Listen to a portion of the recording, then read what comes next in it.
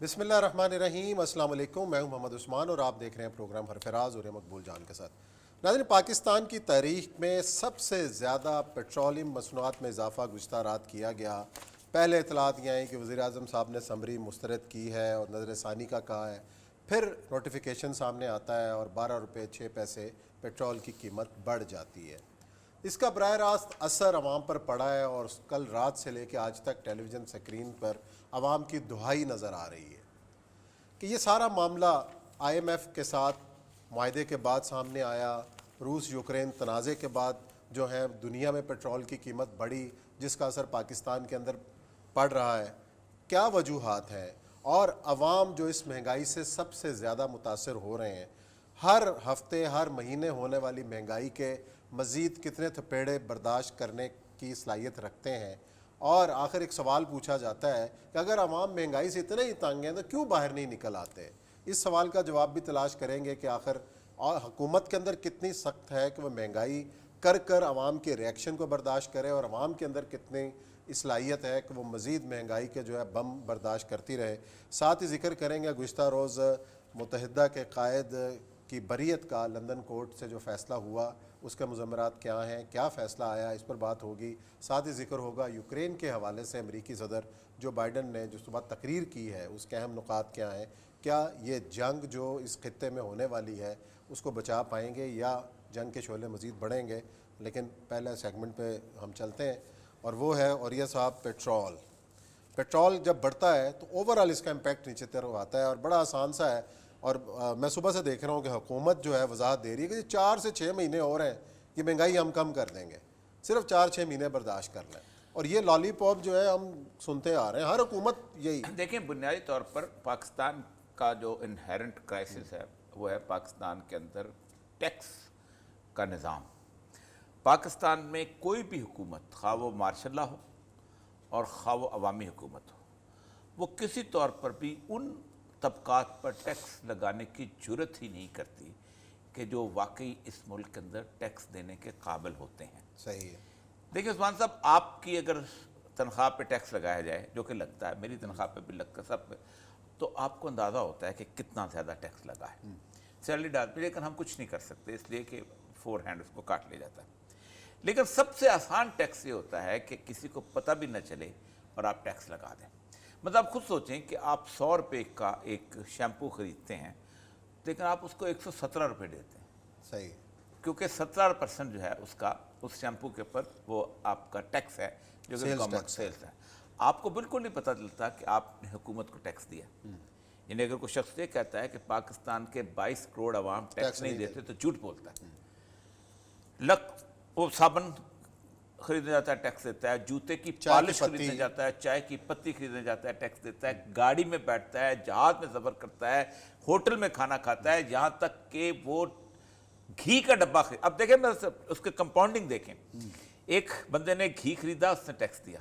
उसके बाद उस बंदे ने दाल और बाकी चीज़ें खरीदी, टैक्स दिया। उसके बाद उसने बाकी सारी चीज़ें, तेल खरीदा, सब पे टैक्स दिया।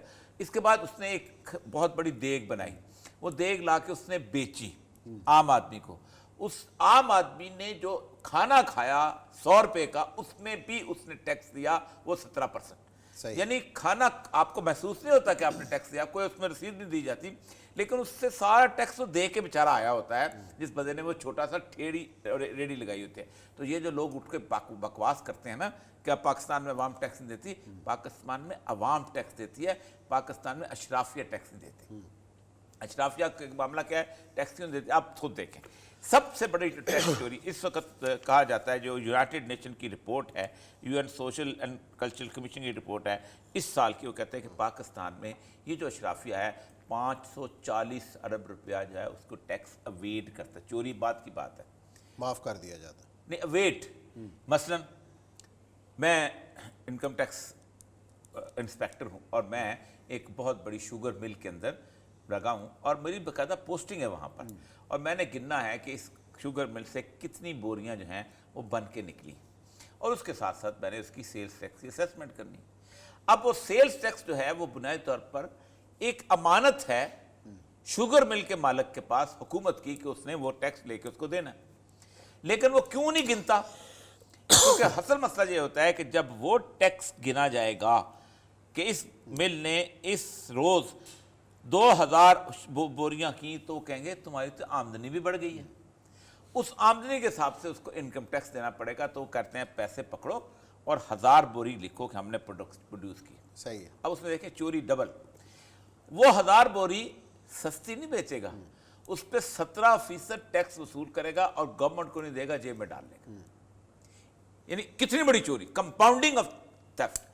اچھا یہ جو تیل مہنگا ہوا ہے، اب آئی ایم ایف کے بارے میں ہم چونچا چانچا کرتے ہیں کہ آئی ایم ایف جو ہے وہ یہ کرتا ہے. میں آئی ایم ایف کی وکالت نہیں کرنا چاہتا. آئی ایم ایف ایک بینک ہے. بینک سے آپ جب قرضہ لینے جاتے ہیں تو آپ کو بینک کو آپ کو خوشی سے آپ کو یہ نہیں کہتا کہ بھائی جان میرا قرضہ لے لو، آپ اس سے مانگنے جاتے ہیں کیونکہ آپ کے پاس پیسے نہیں ہوتے. اور بینک کی بنیادی کام ہوتا ہے کہ قرضہ وصول کرے. بینک کا اور کیا کام ہوتا ہے؟ بینک کو جو کہتے ہیں نا گدھا گھاس سے محبت کرے گا تو کھائے گا کیا؟ بینکر اگر اپنی چیز واپس دے گا تو کھائے گا کیا؟ وہ کہتا ہے کہ آپ کی حالت اس قسم کی نہیں ہے کہ آپ قرضہ واپس کر سکو، اس لیے ہم 4-5 کنڈیشنز لگا دیتے ہیں. نمبر 1، کوئی بھی ٹیکس جو آپ لگائیں گے لوگوں کے اوپر، اس ٹیکس کو آپ کو ہماری جو واپسی ہے نا قرضے کی، اس کے حساب سے لگانا پڑے گا. یعنی آپ پہلے اپنا اتنا ٹیکس وصول کر کے ہمارا حصہ علیحدہ کر دو، پھر آپ پلاؤ کھاؤ، زردہ کھاؤ، نہاری کھاؤ، ہمیں کوئی پرواہ نہیں. پیٹرول کی لیوی جو ہے اس کے بارے میں ہوتا یہ تھا کہ ہمیشہ گورنمنٹ کرتی تھی کہ پیٹرول کے اوپر پیسہ تھوڑا سا بڑھایا، کچھ کم کر دیا، کچھ یہ کر دیا، کہیں سبسڈی دے دی، کہیں یہ کر لیا، یہ چیز ہو گئی.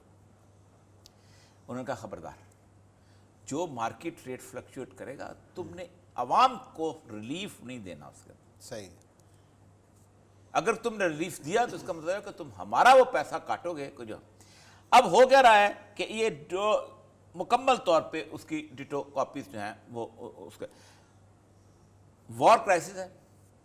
اس وقت دنیا کے اندر جو بڑے ممالک تیل پیدا کرتے ہیں ان میں ایک ملک جو ہے وہ روس بھی ہے. اچھا. دوسرے نمبر پہ بعض دفعہ اس کا کہتے ہیں پہلے نمبر پہ آ جاتا ہے، دوسرے نمبر پہ آ جاتا ہے. اس کی گیس اور اس کی پیٹرول سے یورپ کی جو ہیں وہ چلتے ہیں، اپنا گاڑیاں چلتے ہیں. کچھ وہ سعودی عرب سے بھی لیتے ہیں. باقی امریکہ کو اس کی کوئی پرواہ نہیں.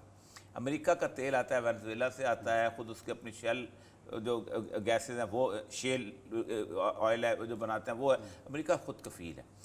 مسئلہ بنتا ہے یورپ کا، وہ اوپر نارتھ سی سے بھی لیتے ہیں لیکن زیادہ تر روس سے لیتے ہیں. 14-15 گھنٹے پہلے 148 2014 میں $95 پر بیرل ہوا تھا، ایک دم 148 اس وقت ریلیز ہوا ہے، سب سے میکسیمم ہوا ہے. کیوں؟ یوکرین کا کرائسس ہے. اچھا جی. خان صاحب کا مسئلہ پتہ کیا ہے؟ اور ہر حکومت کا مسئلہ یہ کہ ہم بنیادی طور پر بیلنس آف پیمنٹ کی وجہ سے پاکستان کے سرمایہ دار کو ریلیف دیتے ہیں، پاکستان کے عام آدمی کو ریلیف نہیں دیتے.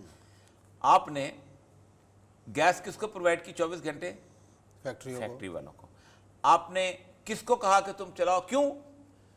کہ وہ چیزیں بنائیں اور کیا کریں؟ یورپ کی مارکیٹ میں جا کے بیچ دیں. میرے لیے وہ شرٹ نہیں بنائے گا، میرے لیے وہ جوتے نہیں بنائے گا، میرے لیے وہ جرابیں نہیں بنائے گا، میرے لیے وہ پینٹ نہیں بنائے گا، وہاں بیچے گا. اور ہم وہ ڈالر اٹھا کے نا ہم کہیں گے ہاں ہم نے کمال کر دیا. بھائی ڈالر کس نے کھانے ہوتے ہیں؟ ہوتا یہ ہے کہ آپ اکانومی کو سب سے پہلے اپنے ملک کے اندر دیکھتے ہیں. یہ انڈیا کے اندر ہوا ہے. 4 بندے امبانی، یہ وہ ٹاٹا، فلانا فلانا فلانا، انہوں نے وہ جو کل ہم اس کی بات کر رہے تھے. دوسری بات یہ ہے کہ پاکستان میں اور دنیا کے ہر ملک میں جو افیکٹ ہوتا ہے وہ میرے اور آپ پہ ہوتا ہے مہنگائی کا. مطلب آج ہم جو ہماری لیکن آپ نے آج جو ہے آپ ہماری پروڈیوسر جو ہے 600 روپیہ دے کے آئی آج صبح دے کان کھادے ہیں. نہیں اب دیکھیں وہ 600 روپیہ دیا ہے نا، ہاں تو 600 روپیہ بڑھایا نا اس نے. اوبر کریم والے نے بڑھا دیا. اوبر والے کو تو کوئی نقصان نہیں ہوا، اس نے تو اس سے لینا ہے جو اس پہ بیٹھ رہا ہے. جی اسی طریقے سے دکاندار نے گاہک سے لینا والا اس نے بھی اس سے لینا ہے. جیسا ایون یہ کہ جو مزدور کام کر رہا ہے وہ اپنی دہاڑی بڑھا دیتا ہے. ہاں جی، وہ آپ کی جیب سے جائے میری جیب سے. Fix income group. اب فکس انکم گروپ جو ہوتا ہے وہ تو بخار چڑھا ہو نا تو پیناڈول کی 2 گولیاں کھا کے دفتر آ جاتا ہے. بالکل صحیح. چھٹی نہ کرنی پڑے، چھٹی نہ کرنی پڑے، دہاڑی کٹ جائے گی، دہاڑی کٹ جائے گی، تنخواہ. وہ کیسے چیخے گا؟ وہ صرف رو سکتا ہے. اور رونے والے کی بددعائیں. خان صاحب کو اندازہ نہیں کتنی عجیب ہو گئی. لیکن وہ خان صاحب کے جو مشیر ہیں وہ تو آج کہہ رہے ہیں کہ جناب کون سی مہنگائی, گاڑیاں کون سی کم ہو گئی ہیں, پیٹرول بڑھ گیا تو سڑکوں پہ گاڑیاں کم ہو جانی چاہیے. دیکھیں اس کے اوپر خان صاحب جو عقل مند لوگ ہیں نا, ان کو میں ایک مشورہ دوں گا, ایک کتاب پڑھیں جان پرکنس کی, کئی دفعہ اس کتاب کا نام لیا, کنفیشنز آف این اکنامک ہٹ مین. وہ کہتا ہے میں نائجیریا میں گیا. ہاں جی. نائجیریا میں بھوک تھی, غربت تھی. میرے ساتھ ایک اور خاتون تھی الزبتھ لیاگن, جس نے بڑی مشہور کتاب لکھی ہوئی ہے پاپولیشن پلاننگ کے اوپر, اور اس نے کہا کہ جو پاپولیشن پلاننگ کا نعرہ جو ہے CIA نے لگایا تھا تاکہ مسلمانوں کے علاقوں کی آبادی کم ہو. وہ کہتا ہے مجھے حیرانی ہوتی تھی کہ لوگوں کو فاقہ ہے, لوگوں کے پاس کھانے کو نہیں ہے, اور ہر روز ایک KFC, ایک میکڈونلڈ, ایک فلانا کھلتا ہے. یہ کیسے ہوتا ہے؟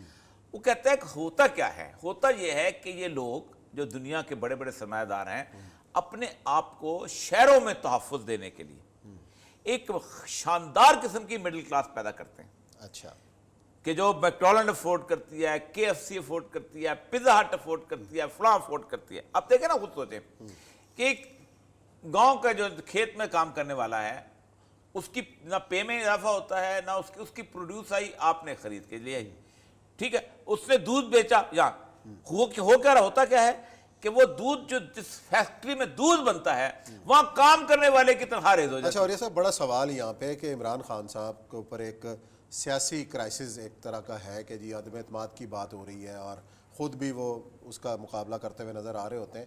ایسے ماحول کے اندر اتنی مہنگائی پلس جہانگیر ترین صاحب کا کل اجلاس, اور وہ مزید, تو ایک جب اس قسم کا ایٹماسفیئر ہو اور حکومت اتنا سخت اقدام لے جائے, اس کا مطلب عمران خان صاحب بڑے مطمئن بیٹھے ہوئے. عمران صاحب کو شاید کسی نے یہ سمجھا دیا ہے کہ اگر آپ وقت سے پہلے چلے گئے تو ساری برائی آپ کے کھاتے. دیکھو میری بات سنیں, عمران خان کا آج اگر عمران خان فارغ ہو جاتا ہے تو کیا آنے والی کوئی بھی حکومت IMF کی ڈیل ختم کر دے گی؟ ہو ہی نہیں سکتی. کیا وہ مہنگائی کے وہ کنٹرول کر لے گی؟ اچھا, اگر آنے والی حکومت دوبارہ مذاکرات کر سکتی ہے IMF سے کہ جناب ہم یہ نہیں مانتے, یہ نہیں مانتے؟ نہیں ہوتے نا, نہیں ہوتے, ایک سال میں تو نہیں ہو سکتا. یا مکر جائے گا, وہ تو ہم کہتے ہیں, وہ تو خان صاحب کو ہم نے 1000 دفعہ مشورہ دیا ہے کہ مکر جاؤ. آپ سوچیں 11 کالم میں لکھے ہیں اور کم از کم 50 پروگرام کیے ہوں گے, بتایا تھا یہ ملک, یہ ملک, یہ ملک, یہ ملک, یہ ملک. یہ جو عمران خان کے جیالے ہیں نا, جو ان کو عمران خان کو بڑا سمجھتے ہیں کہ آنکھوں میں آنکھیں ڈال کر, عمران خان اس معاملے میں بکری ہے. نہیں ایسا تو خیر بات, میں صاف کہہ رہا ہوں, کھل کے دیکھیں معاشیات کے معاملے کے جتنے اندر زور سے انہوں نے للکارا ہے کس کو, مختلف امریکی پالیسی کی انہیں کھل کر مخالفت کی امریکی ہے, پالیسی میں بڑے عمران اڈے نہیں دیے, سارے کرتے تھے. Absolutely not. کس سر نے کہا, کسی نے کہا پہلے؟ امریکہ چاہتا ہے, ویتنام میں لوگ کرتے تھے, سارے کرتے تھے, سب کرتے تھے. اچھا, بنیادی طور پہ یہ ہے کہ آپ نے ان کو ہٹ کا کیا, ہٹ ان کو کرتی ہے اکانومی. اچھا, آپ ان کے سارے ضروریات پوری کرتے ہیں. ابھی ہم یوکرین کرائسس پہ آئیں گے. اس وقت دنیا کے اندر 15 اگست سے لے کے اب تک دکان بند ہوئی ہے ملٹری انڈسٹریل کمپلیکس کی. اچھا, آج کتنے مہینے ہو گئے؟ سپٹمبر, اکتوبر, نومبر, دسمبر, جنوری, فروری, 6 مہینے سے سودا نہیں بک رہا. اچھا, وہ چاہتے ہیں ایک جنگ. اور یوکرین کیوں محاذ کھل رہا ہے؟ چلیں یہ تفصیل سے بات کریں گے اگلے پارٹ کے اندر کہ یوکرین کے اندر کون سا محاذ کھل رہا ہے. لیکن اس جو سیگمنٹ جب بریک کے بعد آئیں گے تو ذکر کریں گے لندن میں گزشتہ روز جو فیصلہ ہوا ہے اس پر.